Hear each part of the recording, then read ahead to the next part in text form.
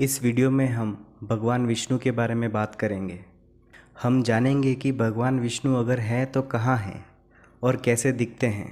हमारी संस्कृति में दिखाया गया है कि भगवान विष्णु एक अनंत सागर पर शेषनाग के ऊपर विराजमान हैं और उनकी नाभि से कमल निकलता है और उस कमल पर ब्रह्मा विराजमान हैं। जिस तरह से हमें दिखाया गया है, क्या वैसा ही है कहीं पर?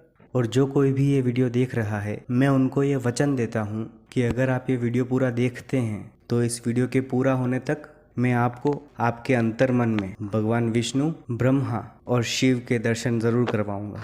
संभावनाओं में आपका स्वागत है। हमारे विचारों की शक्ति से हमारे दिमाग में एक पूरी दुनिया बन जाती है और उस पूरी दुनिया में एक नए आप बन जाते हो, एक नया पूरा शहर बन जाता है। और विचारों की शक्ति से जो दुनिया हमारे दिमाग में बनती है वो भी उतनी ही हकीकत होती है जितनी कि हमारे सामने वाली दुनिया है। तो ये कहा जा सकता है कि हम सब भी किसी एक जीव के दिमाग में उसके विचारों की शक्ति से बनाए गए हैं। उस जीव के लिए हमारी दुनिया भले ही 1 सेकंड या उससे कम के लिए बनी हो, पर वो 1 सेकंड हमारे लिए एक ब्रह्मांड बनने से लेकर ब्रह्मांड के नष्ट होने तक का सफ़र है।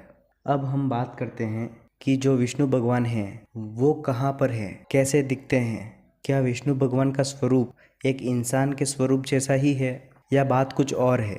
तो जैसा कि हमारे सोचने मात्र से हमारे दिमाग में एक ब्रह्मांड बन जाता है, उसी तरह हम भी किसी जीव के दिमाग में चल रहे हैं और वो जीव भी किसी और जीव के दिमाग में चल रहा है और ऐसा चलता जा रहा है। और जिस स्तर पर जाकर ये ख़त्म हो जाएगा, मतलब एक ऐसा अस्तित्व जिसके बाहर कुछ नहीं है, सारे जीव उस अस्तित्व के अंदर ही हैं, उस अस्तित्व को हमारी संस्कृति में भगवान विष्णु का नाम दिया गया है। कहने का मतलब ये है कि जहाँ हम हैं उसके बाहर एक पूरी धरती है, धरती के बाहर पूरा सौर मंडल है, सौर मंडल के बाहर पूरी आकाश गंगा है और इस तरह से एक स्तर आएगा जहाँ पर ब्रह्मांड का अंत ज़रूर होगा और बाहर से देखने पर ब्रह्मांड कैसा दिखेगा उसे विष्णु का नाम दिया गया है। हमारी संस्कृति में भगवान विष्णु को कुछ इस तरह से दिखाया गया है कि भगवान विष्णु एक अनंत सागर पर एक शेषनाग पर विराजमान है और उनकी नाभि से एक कमल निकलता है और उस कमल पर ब्रह्मा जी विराजमान हैं। इस फोटो को आप ध्यान से देखिए। मैं जानता हूँ कि अगर आप भारत से हैं या भारत की संस्कृति से जुड़े हुए हैं तो आपने इस फोटो को पहले ज़रूर देखा होगा। अब मैं जो आपको फ़ोटो दिखाने जा रहा हूँ, इस मंच के द्वारा पेश की गई एक ऐसी आकृति है जो कि ये बताती है कि हमारे ब्रह्मांड का जहाँ पर अंत होगा वहाँ से देखने पर ब्रह्मांड कैसा दिखेगा, और वो कुछ ऐसा दिखता है। अब दोनों फोटो को साथ में रखकर देखते हैं। क्या इन दोनों फोटो में आप कुछ सामान्यताएं देख सकते हैं? पूर्ण स्वतंत्रता सिद्धांत में जो आकृति दिखाई गई है उसमें बीच में एक बहुत बड़ा रिंग का आकार है, एक बहुत बड़ा गोले का आकार है और उस गोले के ऊपर कुछ छोटे गोले हैं। उन छोटे गोलों के ऊपर कुछ और छोटे गोले बनाए गए हैं और ऐसा ही कुछ हमारी संस्कृति में हजारों सालों पहले दिखाया गया था। तो अब हम कह सकते हैं कि पूरे ब्रह्मांड को अगर हम एक शरीर के रूप में देखें, मतलब पूरे ब्रह्मांड को अगर हम एक जीव माने, जिस जीव का हम सब भी एक हिस्सा हैं, उस एकमात्र जीव को हम विष्णु कहेंगे। एब्सोल्यूट फ्रीडम थ्योरी में दिए गए इस फोटो में जो बीच का गोला है और जो बाकी सारे गोले हैं, वो सभी गोले मिलाकर एक ही शरीर बनता है और उसे ही हमारी संस्कृति में विष्णु का नाम दिया गया है। अब हम ब्रह्मा की बात करेंगे। कहा जाता है कि ब्रह्मदेव विष्णु भगवान की नाभि से निकले हुए एक कमल पर विराजमान हैं। पूर्ण स्वतंत्रता सिद्धांत के इस मंच पर जो ब्रह्मांड की ये आकृति दिखाई गई है, इस आकृति में हर गोले के बीच में जो खाली जगह है, उसी खाली जगह को हम भगवान विष्णु की नाभि कह सकते हैं। और उस खाली जगह से ऊर्जा की एक धारा बहती है। ऊर्जा की वह धारा ब्रह्मदेव के कमल की टहनी कहलाएगी।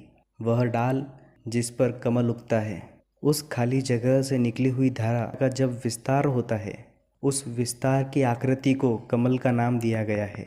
और जिस तरह पूरा ब्रह्मांड एक जीवित शरीर है और उस जीवित शरीर को हमने विष्णु का नाम दिया, उसी तरह इस जीवित कमल को हम ब्रह्मदेव कह सकते हैं। और क्योंकि ऐसे कई सारे गोले हैं जिनके बीच में ऐसी खाली जगह है और ऐसे कई सारी खाली जगहों से ऐसे कमल निकलते हैं, और क्योंकि ऐसे कई सारे कमल निकलते हैं तो ये कहा जा सकता है कि इस ब्रह्मांड में कई सारे ब्रह्मा हैं और हर ब्रह्मा का स्वरूप अलग अलग होगा। हमारी दुनिया तो उस एक कमल के बहुत छोटे से भाग में भी नहीं आती। हम उस कमल के बहुत छोटे आयाम में रहते हैं। इसीलिए तो कहते हैं कि ब्रह्मा का एक दिन हमारी दुनिया के बनने से मिटने तक का होता है, जिसमें करोड़ों अरबों साल निकल जाते हैं। मैं फिर से इस पिक्चर को आप सबके सामने लाना चाहूँगा और बताना चाहूँगा कि पूरा ब्रह्मांड जो एक जीव के रूप में है वो महाविष्णु है, और जो छोटे छोटे गोले दूसरे हैं वो सब भी विष्णु हैं, लेकिन महाविष्णु एक ही है। और हर विष्णु के नाभि से एक ब्रह्मा निकलते हैं, और उन ब्रह्मा के अंदर कहीं हमारी एक छोटी सी दुनिया बनती है, और ऐसी कई सारी दुनियाएं बनती हैं। कहा जाता है कि ब्रह्मा दुनिया बनाने वाले हैं, विष्णु भगवान दुनिया चलाने वाले हैं, और शिव भगवान दुनिया का विनाश करने वाले कहलाते हैं। अब इस कंसेप्ट को थोड़ा और लॉजिकली समझते हैं। हमारी दुनिया किसी एक ब्रह्मा के कमल के एक छोटे से आयाम में है, इसीलिए ब्रह्मा हमारे लिए हमारी दुनिया बनाने वाले कहलाएंगे। और ब्रह्मा को भी जो लगातार ऊर्जा देता रहता है वो है उस ब्रह्मा का विष्णु। मतलब जिस गोले के अंदर खाली जगह पर ब्रह्म कमल निकला, उसी गोले में जो पदार्थ है उसी पदार्थ से वह कमल बनता है। और क्योंकि वह पदार्थ और ऊर्जा की धारा लगातार बह रही है, इसीलिए वह कमल ऊर्जावान रहता है। एक लंबी उम्र मिलती है उस कमल को। वही गोला उस कमल को ऊर्जा दे रहा है, इसलिए विष्णु भगवान दुनिया चलाने वाले कहलाते हैं। और महाविष्णु मतलब पूरे ब्रह्मांड का जो बड़ा स्वरूप है वो पूरे ही ब्रह्मांड को ऊर्जा और पदार्थ देता रहता है, इसलिए वो महाविष्णु कहलाते हैं। अब हम बात करेंगे शिव की। जिस तरह हर रोज़ हमारे शरीर में लाखों करोड़ों कोशिकाएं बनती हैं और मिटती हैं, उसी तरह ब्रह्म कमल में भी ऊर्जा का आदान प्रदान लगा रहता है। उसी तरह हमारी धरती में भी ऊर्जा का आदान प्रदान लगा रहता है। और ना सिर्फ हमारे शरीर और धरती में, बल्कि पूरे ब्रह्मांड में नई ऊर्जा आती है और पुरानी ऊर्जा खर्च हो जाती है। तो जो नई ऊर्जा आती है वो तो विष्णु से आती ही है, या यूँ कह दो कि जो बड़े बड़े गोले हैं ब्रह्मांड के बाहरी आकार के, वहाँ से आती है। और जो ऊर्जा मिटती है, जो गोले नष्ट होते हैं और नष्ट होने के बाद ऊर्जा फिर से अपने से बड़ी ऊर्जा में विलीन हो जाती है, और जो बीच की खाली जगह थी वो अपने से बड़ी खाली जगह में विलीन हो जाती है, उसे हमने शिव का नाम दिया है। और इसीलिए शिव को विनाश का देवता भी कहा जाता है। और ये भी कहा जाता है जब एक ब्रह्मांड का विनाश होता है तो नया ब्रह्मांड बनता है, जो कि हम आज तक सुनते आए हैं कि विष्णु के पिता शिव हैं, शिव के पिता ब्रह्मा हैं, और ब्रह्मा के पिता फिर से विष्णु हैं। और ये एक चक्र चलता जा रहा है, क्योंकि क्रिएशन और डिस्ट्रक्शन एक साइकिल के रूप में होता है। मतलब विनाश और निर्माण एक चक्र के रूप में होता है। यहाँ पर मैं एक और टॉपिक को जोड़ना चाहूँगा, जिसका नाम है शेषनाग। हमने देखा है कि विष्णु भगवान शेषनाग पर विराजमान हैं, और अब पूर्ण स्वतंत्रता सिद्धांत के हिसाब से जो चित्र आपको दिखाया गया था, इसमें हर एक गोला एक जीवित गोला है, क्योंकि वह गोला निरंतर बह रहा है, चल रहा है, घूम रहा है, और जब तक वो घूम रहा है उसमें जीवन शेष है। और ऐसे कई सारे गोले हैं, इसीलिए कहा जाता है कि शेषनाग के अनंत सर हैं। अब इन गोलों की बात को लेकर मैं थोड़ा और आगे जाता हूँ।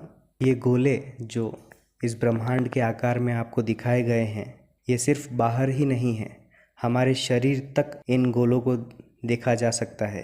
ब्रह्मांड के बनने से आकाश गंगाओं के बनने तक भी गोले को देखा गया है। और सिर्फ आकाश गंगा तक ही नहीं, हमारे शरीर में जो हर एक सेल है, हर एक कोशिका है, उस कोशिका का आकार भी गोल है, और उस गोले के बीच में भी वह खाली जगह मिलेगी। माना कि आज के विज्ञान ने इतनी तरक्की नहीं करी है कि हमारे सेल के अंदर उस खाली जगह को देख सके, लेकिन पूर्ण स्वतंत्रता सिद्धांत के हिसाब से हमारी हर एक कोशिका में वो खाली जगह ज़रूर है। अब अगर हम थोड़ा और दिमाग लगाएं तो हम कह सकते हैं कि ये पूरा ब्रह्मांड ऐसे ही गोल चक्रों से चलता है, और इन गोल चक्रों के बीच में जो खाली जगह है वह वो शक्ति है जो इस पूरे ब्रह्मांड के पदार्थ को नियंत्रित करती है। और वही शक्ति हमारे अंदर भी है, जो कि ये बताता है कि सब कुछ सच में एक है। एक ही शक्ति है जो इस पूरी दुनिया को और हमें चलाती है। पूर्ण स्वतंत्रता सिद्धांत दुनिया का ऐसा पहला मंच है जहाँ पर यह बताया गया कि हमारे इस ब्रह्मांड का एक अंत है और बाहर से देखने पर ब्रह्मांड कैसा दिखेगा उसका डायग्राम भी बनाया गया है। पूर्ण स्वतंत्रता सिद्धांत ऐसा पहला मंच है जहाँ पर यह बताया गया कि हम जो सपने देखते हैं वो सपने हमारे विचारों से बनते हैं और हमारे उन विचारों की शक्ति से एक पूरा ब्रह्मांड हमारे दिमाग में बन जाता है। और इसीलिए हमारे सपने हमें इतने साफ दिखाई देते हैं और इतना असली दिखाई देते हैं जितना कि हमारे बाहर की दुनिया है। मतलब हमारे दिमाग में चल रही दुनिया के लिए हम ही ब्रह्मा, विष्णु और शिव हैं। मेरा ये मानना है कि अगर आपने इस वीडियो को ध्यान से सुना है तो आपने अपने अंतर मन में शिव, ब्रह्मा, विष्णु के साथ साथ महाविष्णु के दर्शन भी कर लिए। मैं लगभग सभी वीडियो में कहता हूँ और इस वीडियो में भी कहूँगा कि पूर्ण स्वतंत्रता सिद्धांत एक ऐसा मंच है जहाँ पर आपको लगता है कि इस सिद्धांत में कोई बदलाव होने चाहिए और आपके सुझावों से कोई बदलाव होता है तो आपका नाम भी इस किताब के साथ हमेशा चलता रहेगा। अभी ऐसे और कई सारे टॉपिक हैं जिन पर हम बात कर सकते हैं और एक एक करके ये सभी टॉपिक इस मंच के द्वारा आप तक पहुँचाए जाएंगे। इस वीडियो को इतना शेयर करिए कि दुनिया के कोने कोने तक ये जानकारी जा सके कि जिस ब्रह्मांड में हम रहते हैं वो दिखता कैसा है और लोग इस मंच के बारे में और ज़्यादा जान सकें। अगर आपको लगता है कि इस मंच में दम है, अगर आपको लगता है कि ऐसा मंच दुनिया में और कहीं नहीं है, अगर आपको लगता है कि दुनिया में एक ऐसा मंच होना चाहिए जहां पर दुनिया के हर व्यक्ति द्वारा एक ऐसा सिद्धांत तैयार किया जाए जिसमें हर सवाल का जवाब हो, तो आप इस चैनल को सब्सक्राइब ज़रूर करिए और आगे भी शेयर करिए। मेरा नाम आशीष मेनारिया है और कभी ना ख़त्म होने वाली संभावनाओं के इस मंच पर मैं आप सबका स्वागत करता हूँ। धन्यवाद।